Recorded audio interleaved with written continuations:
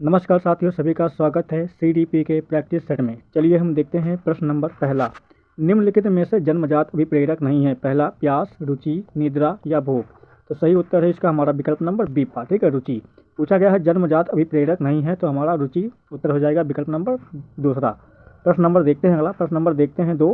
किसी व्यक्ति को सामाजिक दृष्टि से स्वीकृत करने के लिए कौन सी प्रेरक प्रेरणा देता है? पहला, उपलब्धि प्रेरक, आक्रोश प्रेरक या स्वीकृत प्रेरक या सक्रिय प्रेरक। तो प्रश्न नंबर दो का उत्तर है हमारा विकल्प नंबर तीन पार्ट, ठीक, उत्तर हो जाएगा हमारा विकल्प नंबर तीन पार्ट, स्वीकृत प्रेरक। प्रश्न नंबर देखते हैं अगला। प्रश्न नंबर देखते हैं तीन। निम्न में से कौन सी जन्मजात या आंतरिक अभिप्रेरणा नहीं है? पहला, भूख, उपलब्धि की आवश्यकता, प्यास, यौन या काम। चलिए बताइए प्रश्न नंबर तीन का उत्तर क्या है हमारा? सही उत्तर है इसका हमारा विकल्प नंबर बी पार्ट, उपलब्धि की आवश्यकता। प्रश्न नंबर देखते हैं अगला। सभी प्रश्न महत्वपूर्ण प्रश्न है। चलिए हम देखते हैं प्रश्न नंबर चार। साथियों, अभी तक वीडियो को लाइक नहीं किए हैं तो वीडियो को एक लाइक कर दें और चैनल को सब्सक्राइब जरूर कर दें। चलिए हम देखते हैं प्रश्न नंबर चार। किशोरावस्था में हड्डियों में अधिक वृद्धि होती है? पहला, केवल कुल्हों की, चेहरे की हड्डियां या चेहरे, भुजाओं और टांगों की हड्डियां या भुजाओं और टांगों की। तो सही उत्तर हो जाएगा इसका हमारा विकल्प नंबर चार पार्ट, ठीक है, भुजाओं और टांगों की। किशोरावस्था में हड्डियों में अधिक वृद्धि कब होती है और कहाँ पे होती है? तो भुजाओं और टांगों की अधिक वृद्धि होती है। तो उत्तर हो जाएगा हमारा विकल्प नंबर चार पार्ट। प्रश्न नंबर देखते हैं अगला। प्रश्न नंबर देखते हैं पाँच। प्रेरकों का वर्गीकरण अनेक विद्वानों ने किया। मैस्लो द्वारा किया गया वर्गीकरण सही ढंग से निम्न में से किस विकल्प में दिया गया है? पहला, जन्मजात एवं स्वाभाविक, जन्मजात एवं अर्जित, जन्मजात एवं अर्जित या जैविक एवं जन्मजात। चलिए बताइए सही उत्तर क्या है इसका हमारा? तो इसका उत्तर हो जाएगा हमारा विकल्प नंबर तीन पार्ट, ठीक है। हमारा विकल्प नंबर दो और तीसरा ये दोनों हमारे सेम ही ऑप्शन है, तो हमारा इसमें उत्तर हो जाएगा हमारा, ठीक है, दोनों हो जाएंगे, दूसरा और ये तीसरा, ठीक है, ये दोनों ऑप्शन हमारे एक ही है, तो हमारा उत्तर हो जाएगा विकल्प नंबर तीन पार्ट। चलिए हम देखते हैं प्रश्न नंबर देखते हैं अगला। प्रश्न नंबर छः में पूछा गया है अभिप्रेरणा के संदर्भ में भूख है? पहला, आवश्यकता, अंतर्नोद, उद्देश्य या प्रेरक। तो प्रश्न नंबर छः का उत्तर है हमारा विकल्प नंबर चार पार्ट, ठीक है, प्रेरक। पूछा गया है अभिप्रेरणा के संदर्भ में भूख क्या है? तो भूख हमारा प्रेरक है, उत्तर हो जाएगा विकल्प नंबर चार पार्ट। प्रश्न नंबर देखते हैं अगला। प्रश्न नंबर देखते हैं सात। प्रेरणा का स्रोत निम्न में से कौन सा नहीं है? पहला, चालक, आदत, प्रेरक या उद्दीपन। तो प्रश्न नंबर सात का उत्तर है हमारा विकल्प नंबर बी पार्ट, आदत। प्रश्न नंबर देखते हैं अगला। अगला प्रश्न देखते हैं। प्रश्न नंबर देखते हैं आठ। अभिप्रेरणा सामान्य क्रियाकलापों का प्रभाव है जो प्राणी के व्यवहार को इंगित और निर्देशित करता है। यह परिभाषा दी है। पहला, जॉनसन ने, गुड ने या वार्नर ने या उपयुक्त में से कोई नहीं। तो प्रश्न नंबर आठ का उत्तर है हमारा विकल्प नंबर पहला, ठीक है, जॉनसन ने। अभिप्रेरणा सामान्य क्रियाकलापों का प्रभाव है जो प्राणी के व्यवहार को इंगित करता है या निर्देशित करता है। यह परिभाषा जॉन साहब ने दिया था, तो हमारा विकल्प हो जाएगा पहला, ठीक है, उत्तर हो जाएगा हमारा विकल्प नंबर पहला। प्रश्न नंबर देखते हैं अगला। प्रश्न नंबर देखते हैं नौ। एक विद्यार्थी मेडिकल कॉलेज में दाखिला लेने के लिए कठिन परिश्रम करता है ताकि वह प्रवेश परीक्षा में उत्तीर्ण हो सके। यह विद्यार्थी डैश डैश से अभिप्रेरित है? पहला, वैयक्तिक, दूसरा, अनुभाविक, आंतरिक या बाह्य। तो प्रश्न नंबर नौ का उत्तर है हमारा विकल्प नंबर तीन पार्ट, ठीक है, आंतरिक। प्रश्न में पूछा गया है एक विद्यार्थी मेडिकल कॉलेज में दाखिला लेने के लिए कठिन परिश्रम करता है ताकि वह प्रवेश परीक्षा में उत्तीर्ण हो सके। तो यह एक विद्यार्थी का क्या हो जाएगा? तो हमारा यहाँ उत्तर हो जाएगा विकल्प नंबर तीन, ठीक है, आंतरिक अभिप्रेरित है, वह अंदर से ही प्रेरित है या रुचि है। तो उत्तर है हमारा विकल्प नंबर तीन पार्ट। चलिए प्रश्न नंबर देखते हैं अगला। प्रश्न नंबर देखते हैं 10। क्वेश्चन नंबर 10 में पूछा गया है कार्यात्मक प्रतिबद्धता सिद्धांत प्रतिक्रिया में मुख्य कारक निम्न में से कौन सा है? पहला, आकृतिकरण या पुनर्बलन, बहिर्गमन या स्वतः आपूर्ति। चलिए प्रश्न नंबर 10 का उत्तर क्या है हमारा? तो सही उत्तर है इसका हमारा विकल्प नंबर बी पार्ट, ठीक है, पुनर्बलन। प्रश्न नंबर देखते हैं अगला। प्रश्न नंबर देखते हैं 11। निम्नलिखित में से क्वेश्चन में पूछा गया है निम्नलिखित में से कौन सा मानसिक रूप से स्वस्थ व्यक्ति का लक्षण है? पहला, सहनशीलता, आत्मविश्वास, संवेगात्मक परिपक्वता या ये सभी। तो प्रश्न नंबर 11 का उत्तर है हमारा विकल्प नंबर चार पार्ट, ठीक है, विकल्प नंबर ये सभी। सहनशीलता भी हो जाएगा, आत्मविश्वास भी हो जाएगा और संवेगात्मक परिपक्वता भी हो जाएगा हमारा उत्तर। प्रश्न नंबर देखते हैं अगला। प्रश्न नंबर देखते हैं 12। क्वेश्चन नंबर 12 में पूछा गया है प्रेरणा सीखने के लिए सर्वश्रेष्ठ है, यह किसने कहा था? पहला, स्किनर ने, वाटसन ने, क्रो एंड क्रो ने या थॉर्नडाइक ने। तो प्रश्न नंबर 12 का उत्तर है हमारा विकल्प नंबर पहला, ठीक है, स्किनर ने प्रेरणा सीखने के लिए सर्वश्रेष्ठ कहा है, उत्तर है विकल्प नंबर पहला, स्किनर। प्रश्न नंबर देखते हैं अगला। प्रश्न नंबर देखते हैं 13। अभिप्रेरणा अधिगम का सर्वोत्कृष्ट राजमार्ग है? पहला, किलपैट्रिक या स्किनर या पीटर सेलोनी या जॉन हॉर्सल। चलिए प्रश्न नंबर 13 का उत्तर क्या है हमारा? तो सही उत्तर है इसका हमारा विकल्प नंबर बी पार्ट, स्किनर। प्रश्न नंबर देखते हैं अगला। प्रश्न नंबर देखते हैं 14। अभिप्रेरणा को अधिगम का आधार कहा है? किसने कहा है? हार्लॉक ने कहा है, वैलेंटाइन ने कहा या सोरेनसन ने कहा या वाटसन ने कहा है। तो 14 का उत्तर है हमारा विकल्प नंबर तीन पार्ट, ठीक है, सोरेनसन साहब ने अभिप्रेरणा को अधिगम का आधार कहा है। प्रश्न नंबर देखते हैं अगला। प्रश्न नंबर देखते हैं 15। प्रश्न नंबर 15 में पूछा गया है निम्नलिखित में से कौन सा प्राकृतिक अभिप्रेरणा का उदाहरण नहीं है। पहला प्यास, सुरक्षा, प्रतिष्ठा या भूख।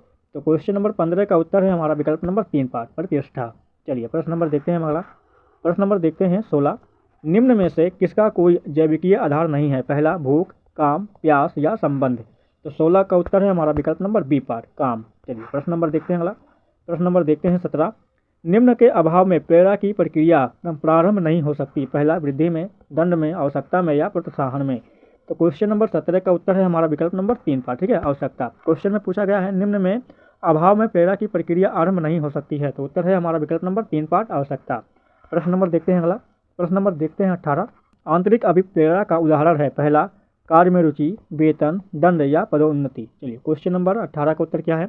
पूछा गया है क्वेश्चन में 18 में आंतरिक अभिप्रेरणा का उदाहरण है। तो हमारा उत्तर है इसका विकल्प नंबर पहला, ठीक है, कार्य में रुचि लेना। चलिए प्रश्न नंबर देखते हैं अगला। प्रश्न नंबर देखते हैं 19। प्रश्न नंबर 19 में पूछा गया है अभिप्रेरणा का मांग सिद्धांत किसने प्रस्तुत किया था। क्वेश्चन में पूछा गया है अभिप्रेरणा का मांग सिद्धांत किसने प्रस्तुत किया था। पहला एडलर ने, टीचनर ने, मास्लो ने या वाटसन ने। तो क्वेश्चन नंबर 19 का उत्तर है हमारा विकल्प नंबर 3 पार्ट, ठीक है, मास्लो ने अभिप्रेरणा का मांग का सिद्धांत प्रस्तुत किया था। प्रश्न नंबर देखते हैं अगला। प्रश्न नंबर देखते हैं 20। कौन सा प्राथमिक अभिप्रेरक है। पहला प्यास, भूख, काम या उपर्युक्त सभी। तो क्वेश्चन नंबर 20 का उत्तर है हमारा विकल्प नंबर 4 पार्ट, ठीक है, उपर्युक्त सभी। पूछा है क्वेश्चन में कौन सा प्राथमिक अभिप्रेरक। तो प्यास भी है, भूख भी है और काम भी है। तो हमारा उत्तर हो जाएगा विकल्प नंबर 4 पार्ट। प्रश्न नंबर देखते हैं अगला।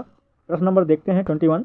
मनुष्य के शरीर में हड्डियों की संख्या कम होती है। पहला शैशवावस्था में, बाल्यावस्था में, प्रौढ़ावस्था में या किशोरावस्था के बाद।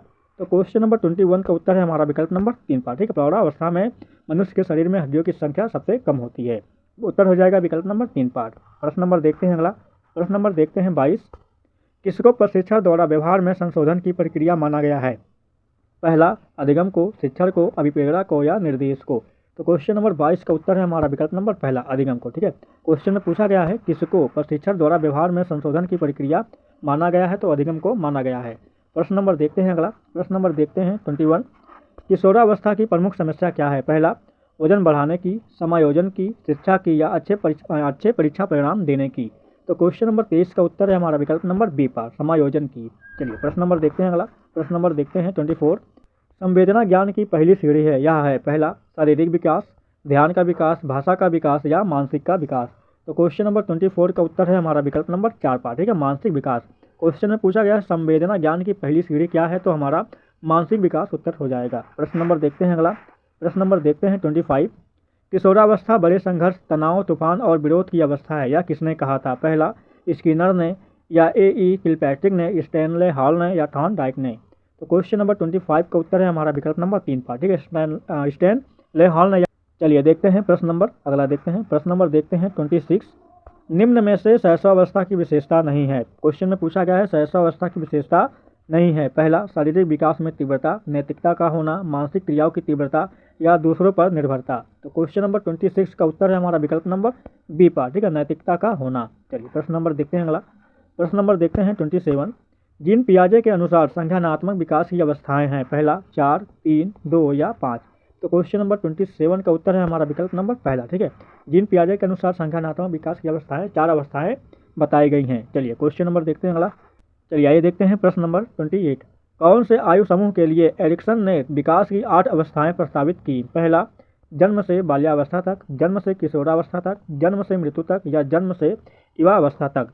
तो क्वेश्चन नंबर 28 का उत्तर है हमारा विकल्प नंबर 3 पार्ट, ठीक है, जन्म से मृत्यु तक। चलिए प्रश्न नंबर देखते हैं अगला।